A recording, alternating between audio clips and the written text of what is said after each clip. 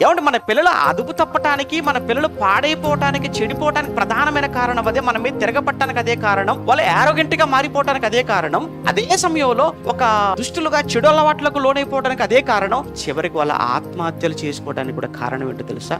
ఆ పిల్లలకు ఒరే నేను కన్నాను రా, మీరు మా పిల్లలరా, మా పిల్లలేరా మీరు, అదిగో చూడరా మా పోలికే నీకు వచ్చిందిరా, ఆ చూడరా అవయవాలు చూడరా అంత సేమ్ అని చిన్నప్పటి నుంచి పిల్లలను బొత్తిగా పాడు చేసేసాం. అలా కాక ఒరేయ్ దేవుడు మాకు ఇచ్చాడురా నిన్ను, దేవుడు నిన్ను ఇవ్వకపోతే మాకు సంతానం లేదురా, దేవుడు తల్లి గర్భంలో నిర్మించాడు ఆయన నిర్మించకపోతే ఈరోజు నువ్వు లేవురా అని చిన్నప్పటి నుంచి దేవుడే కారణం, నీ జన్మకు దేవుడే కారణం, నీ పుట్టుకకు దేవుడే కారణం, దేవుడు లేకపోతే మేము ఏమీ లేవు, నువ్వు లేవు అని చిన్నప్పటి నుంచి పిల్లలకు నిజంగా ఇలా మనం చెప్పుంటేనండి వాడు రేపొద్దున చావాలన్న ఆలోచన కూడా రాదు వాడికి. చావడు వాడు. అమ్మో దేవుడు ఇచ్చిందట ఈ జీవితం నాకు, దేవుడు నన్ను నమ్మి నాకు ఈ బ్రతుకునిచ్చాడట, మా అమ్మ నాన్నకు నన్ను ఒక గిఫ్ట్గా ఇచ్చాడు, బహుమానంగా ఇచ్చాడు, దేవుడు దయచేశాడు మా అమ్మ నాన్నకు నన్ను అని కొంచెం ఆలోచించేవాడు కదా వాడు. అంటే ఈ సమాజంలో జరుగుతున్నటువంటి ఆ యవనస్తులైన పిల్లల ఆత్మహత్యలకు కారణం ఒక విధంగా చెప్పాలంటే వాళ్లకు చిన్నప్పటి నుంచే తల్లి తండ్రికి సరి అయినటువంటి